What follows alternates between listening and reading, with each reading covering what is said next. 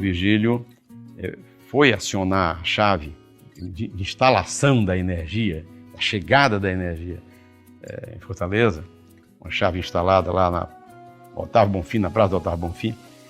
O Virgílio, quando saiu de casa, se despediu da Dona Luísa, dizendo que possivelmente ia ser preso.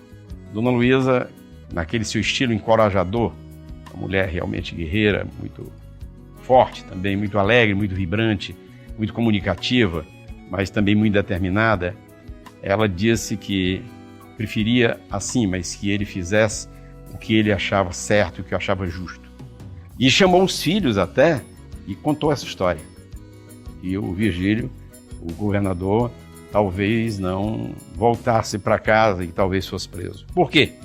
Porque ele disse para ela, e ele fez isto, no ato de acionamento da chave da energia de Paulo Afonso a Fortaleza, ele fez uma homenagem, prestou uma homenagem ao João Goulart. Isso na presença do presidente da República, Humberto Castelo Branco. E ele imaginou que nessa ocasião, se estava em plena revolução, que ele pudesse sofrer alguma sanção por causa disto. Então, é um reconhecimento. O presidente João Goulart ajudou o Virgílio na destinação destas verbas para o nosso estado e para projetos transformadores, como o Porto do Mucuripe e a energia de Paulo Afonso, além de recursos para estradas e outros itens de maior importância, que no Plameg foram fundamentais. Então, ele, como ministro, ele destinou recursos para estradas, para a infraestrutura no estado e destinou recursos particularmente também para o Porto do Mucuripe. Foi a ousadia, a competência, o prestígio, eu poderia até dizer, e a teimosia do Virgílio, que fez com que a energia de Paulo Afonso viesse a Fortaleza.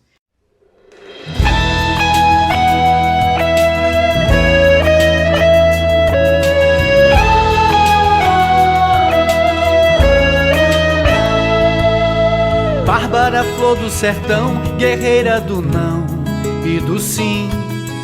Bárbara, mãe de Tristão, avó de Alencar, do Guarani. Bárbara, olha esse mar, o dragão desse mar é um Davi. Feito você a lutar pelo dom de lutar, pelo porvir. Bárbara, ouve o conselho do velho de Quixeramobim. O sertão vai virar mar e o mar vai virar um jardim. Bárbara, olha essa aldeia tão cheia de ti e de mim. Bárbara, olha esse céu, é o céu do sertão do meu padim. Ai, ai, meu padim, padiciço. Liberdade aqui é tudo isso, o Ceará tem disso sim. Ai, ai, meu padim, padiciço. Liberdade aqui é tudo isso, o Ceará tem disso sim. Bárbara, olha esse chão como é seco o sertão do sem fim. Lar de Raquel de Queiroz e do Patativa do Cariri. Berço do cego Aderaldo e do tal do amor de Peri Ceci. Luz de Delmiro e Evaldo, Gouveia, Candeia a reluzir. Bárbara, ouve essas ondas de Jericoacoara e Aracati. Olha esses gatos pingados pintados por mestre Aldemir. Ouve Humberto Teixeira, o doutor do Baião, no bandolim. Bárbara, olha essa flor que é da cor da flor do alecrim. Ai, ai, esse chão fronteiriço, esse amor, esse mar, esse maciço, o Ceará tem disso sim.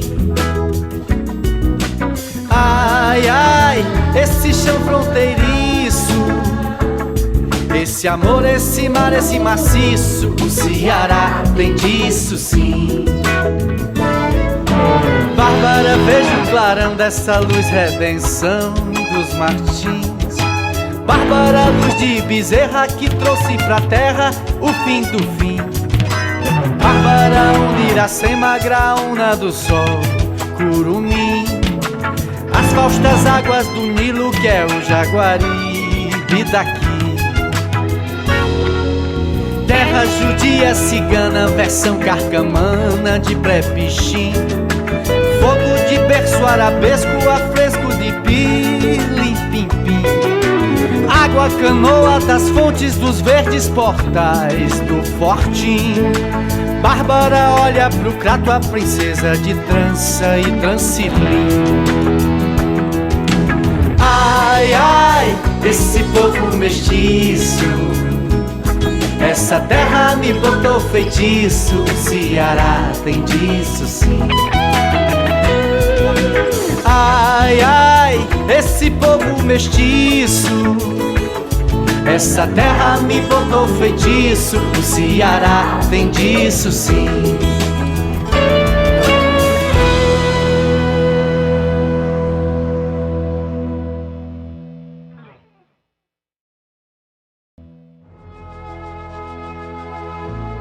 O fortalezense com raízes no interior. O homem de poucas palavras e muitas ações construtivas. Uma vida dedicada ao desenvolvimento do Ceará. O idealista dos sonhos que se tornaram possíveis. O modernizador. Para muitos, o maior político cearense do século XX.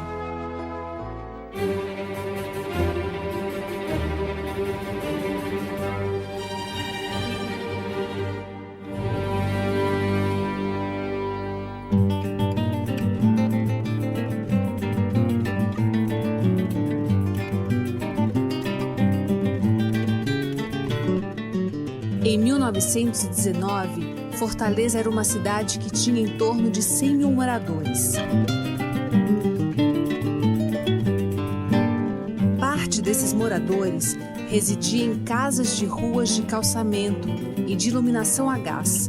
Outra parte se esparramava nos areais suburbanos, morando em casebres de palha ou taipa rústica.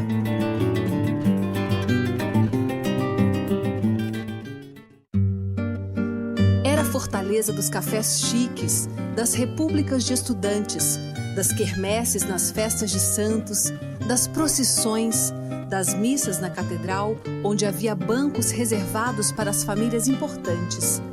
Era também a fortaleza das perseguidas macumbas, dos carnavais de rua, dos ladrões que surrupiavam os galinheiros nos quintais, dos papangus de quaresma, dos tristonhos cortejos fúnebres que iam da catedral até o cemitério pela rua Castro e Silva. Era Fortaleza onde a grande atração cultural era o Recreio Dramático Familiar, o teatro de Carlos Câmara, no Boulevard Visconde do Rio Branco.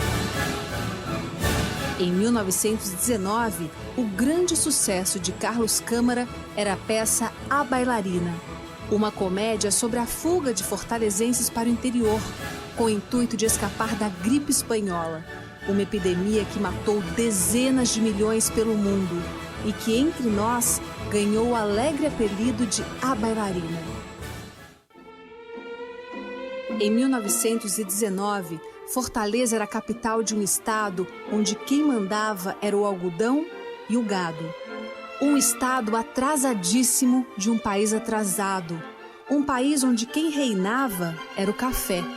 O poder dos latifundiários, da economia de exportação de produtos primários, de oligarquias inimigas de tudo que cheirasse a modernidade.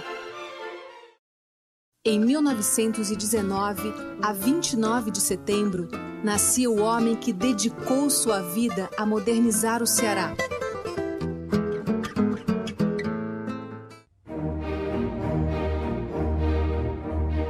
Virgílio Távora nasceu neste casarão na rua Visconde de Saboia, no centro de Fortaleza.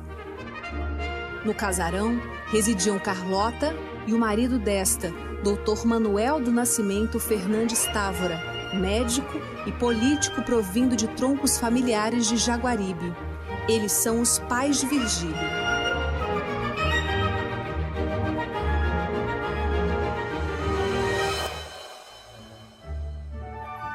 A A infância de Virgílio transcorreu no casarão da Rua Visconde de Saboia, a alguns passos do Palácio do Governo e da Assembleia Legislativa.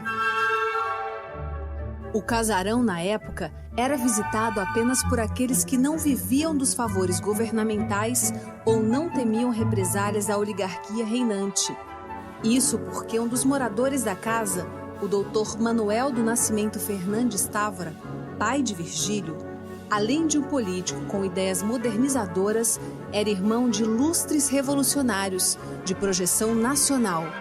Joaquim Távora, que morreu em São Paulo durante a Revolução de 1924, lutando pela derrubada das oligarquias que mandavam e desmandavam no Brasil. E Juarez Távora, que pelo mesmo ideal era um dos comandantes da Coluna Prestes, jovens militares que percorriam os sertões de todos os Brasis, vencendo batalhas contra a tropa do governo e espalhando ideais revolucionários entre os anos de 1924 e 1927.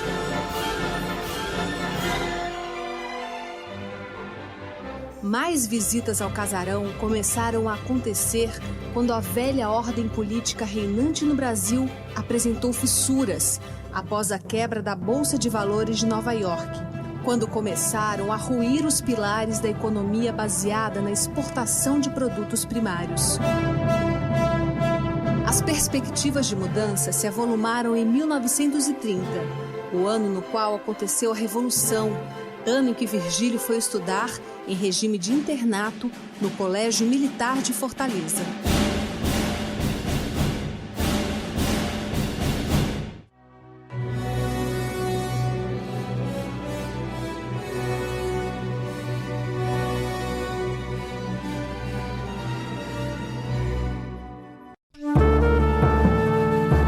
Em 1930 foi o ano de eleição presidencial no Brasil.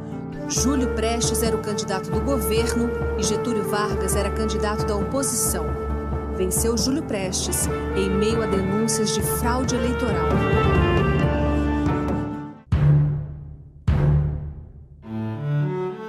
O assassinato do vice de Getúlio, João Pessoa, derramou combustível na fogueira que incendiava o país. Quando a Revolução estourou no sul do Brasil e no Ceará aconteceram as primeiras movimentações para derrubar a República Velha, o presidente do estado, Matos Peixoto, mandou prender líderes revolucionários locais, entre eles o doutor Fernandes Távora.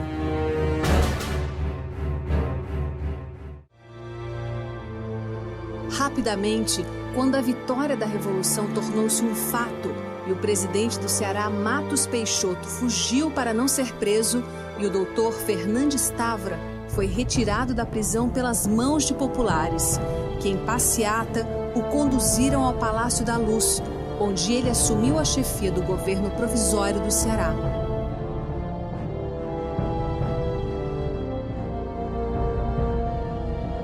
À frente do governo provisório, o doutor Fernandes Távora tentou conciliar os interesses dos coronéis sertanejos, que queriam acabar com os revolucionários, com as aspirações dos revolucionários, que queriam acabar com os coronéis. Ele desagradou os dois lados e saiu do governo 8 meses depois que tomou posse. Em 1934, o doutor Fernandes Távora é eleito para a Assembleia Constituinte e a família se transfere para o Rio de Janeiro. Virgílio vai para o Colégio Militar do Rio, passando a residir, juntamente com pais e irmãos, no Hotel Astoria, localizado no bairro do Flamengo. Instituições políticas ameaçam degenerar em guerra civil. Em novembro de 1937, Getúlio Vargas declarou que voto não enche barriga e implantou a ditadura que passou a ser conhecida como Estado Novo.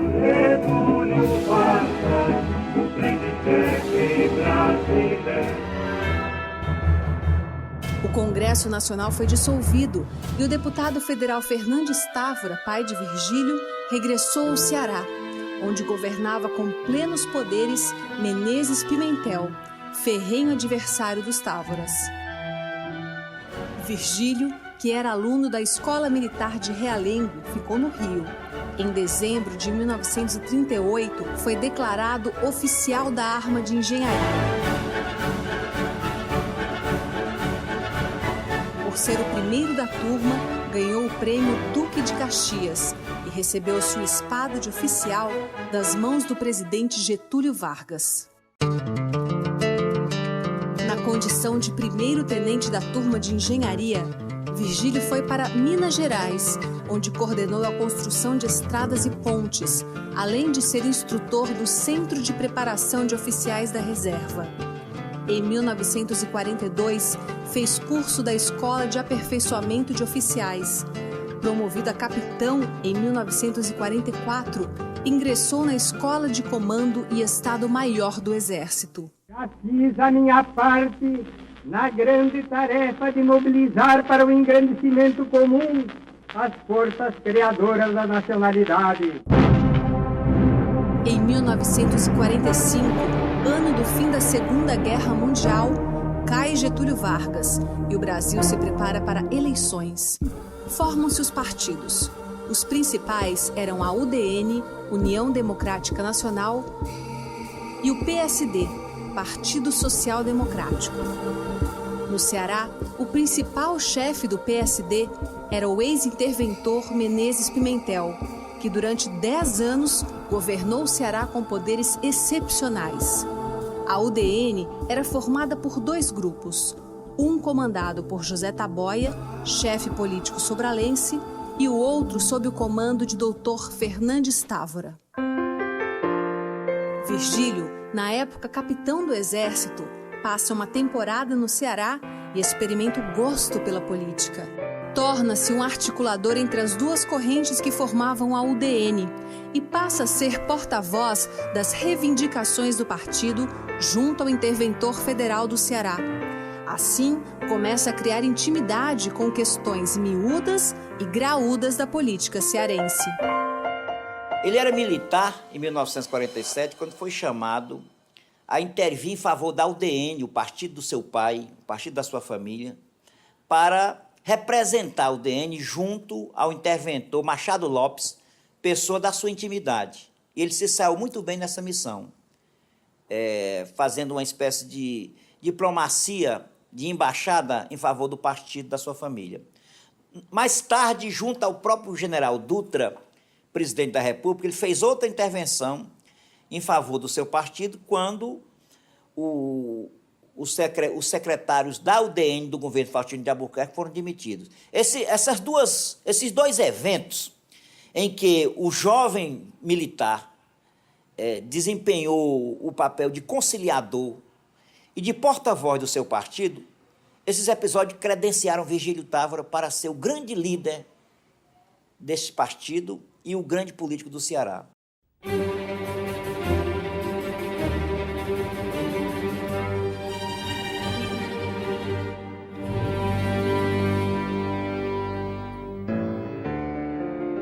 Em janeiro de 1947, a UDN elegeu o governador do Ceará, Faustino Albuquerque, uma bancada de 16 deputados estaduais e um senador, Fernandes Távora.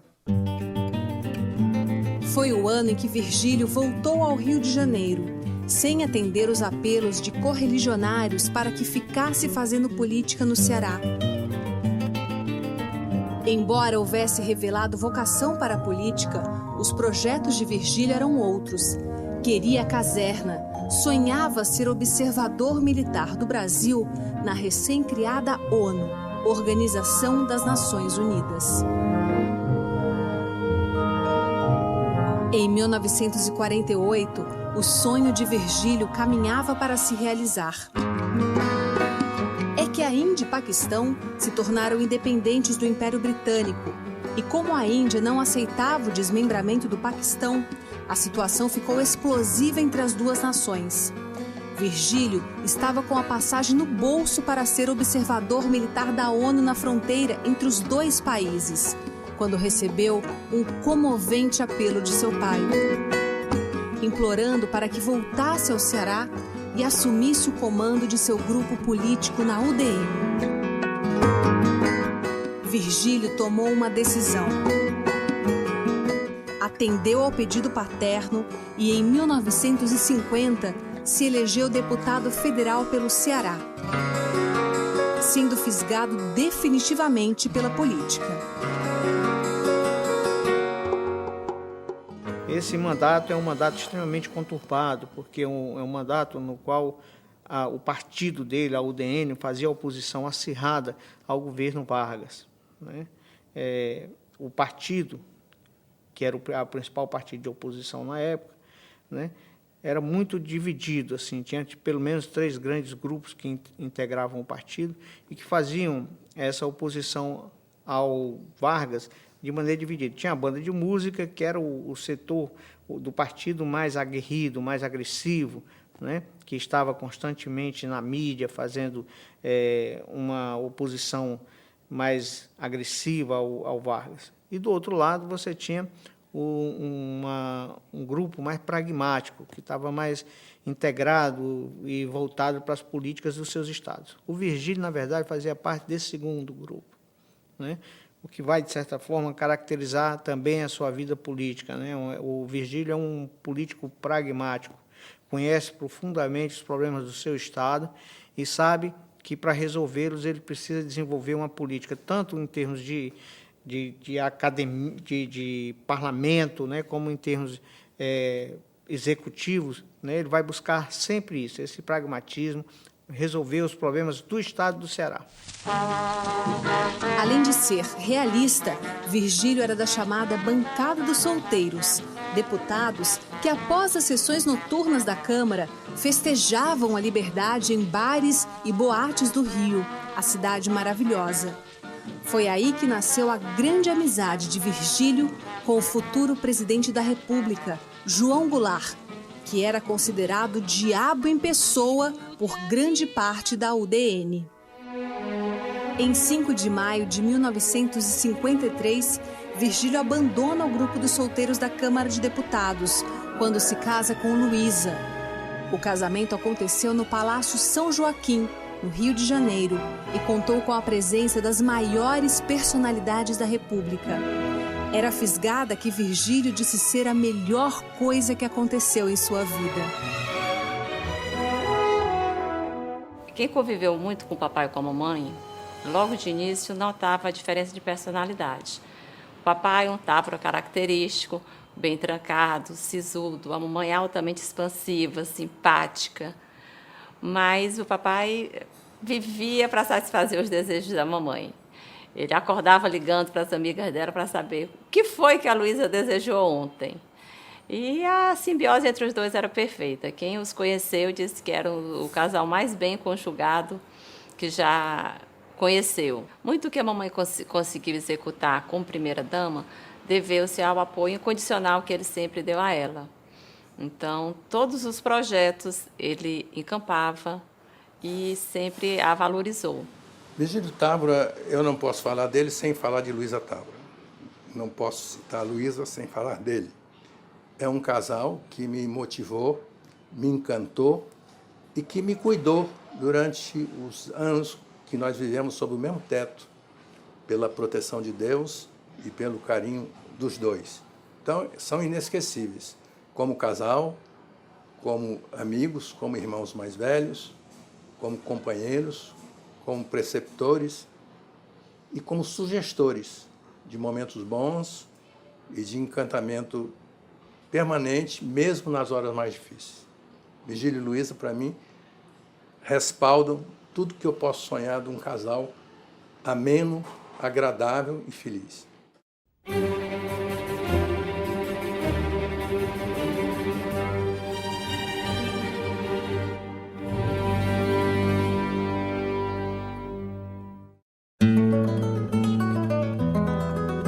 No Ceará, na década de 1950, em torno de 3/4 da população ainda vivia da agricultura e da pecuária.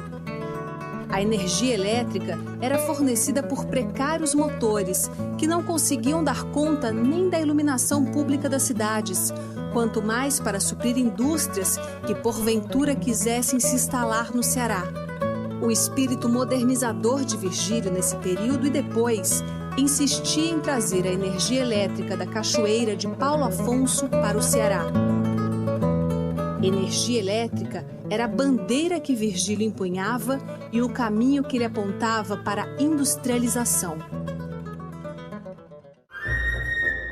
No final de 1957, Virgílio era candidato ao governo em uma aliança que estava sendo costurada da UDN com o PTB de Carlos Gereissati, Flávio Marcílio e Chico Monte, com o PSP de Olavo Oliveira e o PR dos irmãos Moreira da Rocha.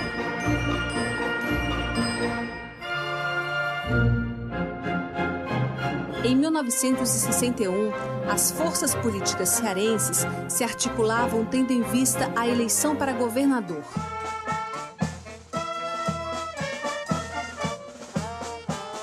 É tempo que Virgílio, deixando o Ministério da Aviação e Obras Públicas, chega ao Ceará e retoma o comando da UDN.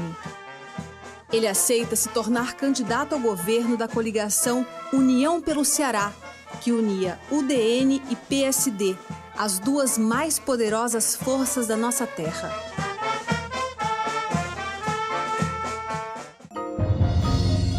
Ao vencer a candidatura dissidente de Dail Barreto, Virgílio trouxe para si enormes desafios. É que o Ceará continuava atrasado, com uma economia de cabo de enxada e de pecuária de gado solto. Continuava carente de energia elétrica, desvalido de estradas asfaltadas, sujeito à impunidade de pistoleiros e seus mandantes, e sem defesas diante das secas que, vez ou outra, chegavam para arrasar a economia e os projetos de vida.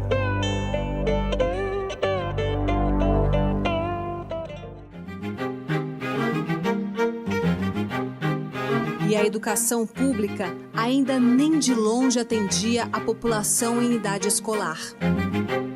E as pessoas continuavam a morrer sem socorro médico na imensa maioria dos municípios.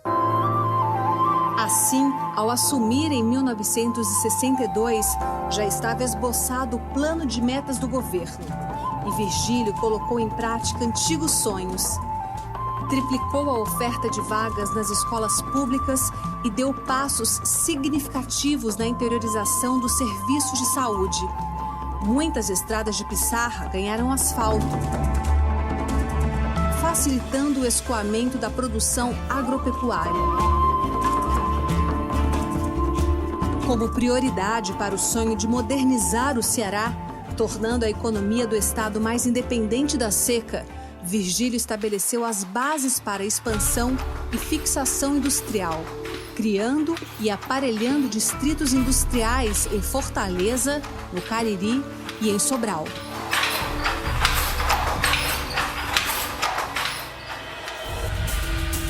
Para dar suporte à industrialização, Virgílio se valeu de sua amizade com o presidente João Goulart e do cacife político que possuía para acelerar as obras de transmissão da energia de Paulo Afonso e assim realizar a aspiração pela qual vinha lutando desde 1951, quando obteve seu primeiro mandato de deputado federal.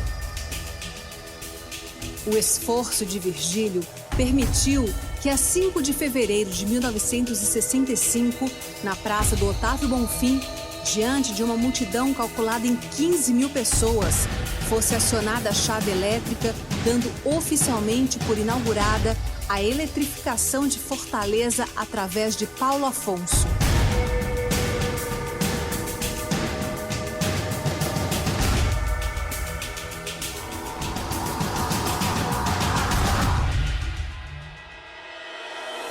Eu acho que um homem da sua envergadura, pelo que ele fez pelo Estado, pela postura, primeiro como governador, como deputado federal, como senador da República, como ministro, é uma pessoa que não só olhava o Ceará de forma especial, mas via o Ceará dentro do contexto do Nordeste e achava que o Nordeste tinha condições de ser uma região desenvolvida.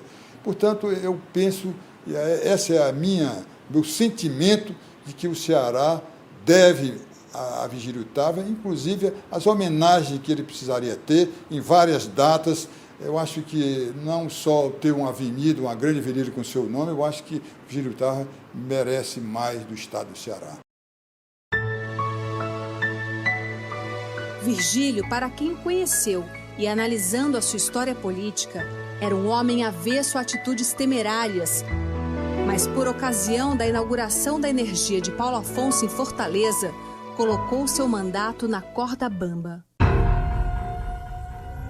É que já havia acontecido o golpe de Estado de 1964, que derrubou o presidente João Goulart.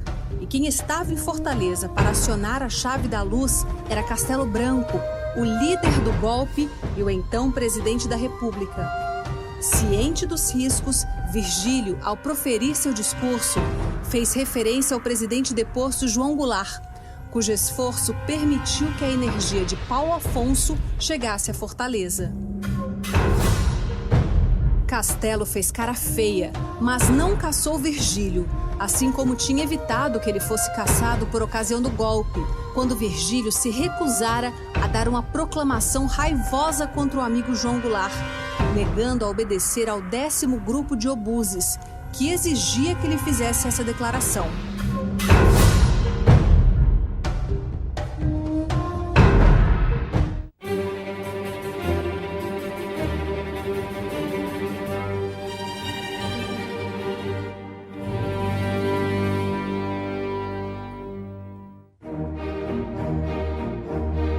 Virgílio, em 1966, deixa o governo para qual for eleito pelo voto direto e se elege deputado federal, encabeçando a lista dos eleitos com uma votação consagrada. Com a reformulação partidária, ele se filiara à Arena, que era partido do governo militar. Por esse partido, além de deputado federal, foi senador e governador indicado pelo regime militar. Ainda no Senado, quando os efeitos da crise econômica mundial eclodiram em 1975, os aflitos industriais cearenses valeram-se do cacife político de Virgílio para que suas empresas fossem salvas. Eles conseguiram uma linha especial de crédito, obtida em uma reunião com o ministro da Economia, Mário Henrique Simonsen, reunião que Virgílio intermediou e moderou. Ao término do encontro, Virgílio pediu aos empresários: por favor, senhores, não mandem agradecimentos ao ministro em cartões de Paris. Em 1979, Virgílio volta ao governo do Ceará. Em meio à crise econômica, se dedica às obras públicas, principalmente construindo e asfaltando estradas, como forma de dar ao Ceará uma malha viária e gerar recursos para a construção civil e daí trabalho e renda para o povo do interior. Nesse período de crise profunda, ganha mais projeção o trabalho social da primeira-dama, Dona Luísa. Voltando ao Senado em 1983, em um cenário de inflação e queda vertiginosa do Produto Interno Bruto brasileiro, Virgílio se destaca como defensor ferrenho de iniciativas ortodoxas para enfrentar a crise econômica. Princípios que continuou defendendo mesmo após a queda do regime militar em 1985, quando José Sarney assumiu a presidência da República, herdando do governo militar o caos econômico. Em 3 de junho de 1988, morre Virgílio.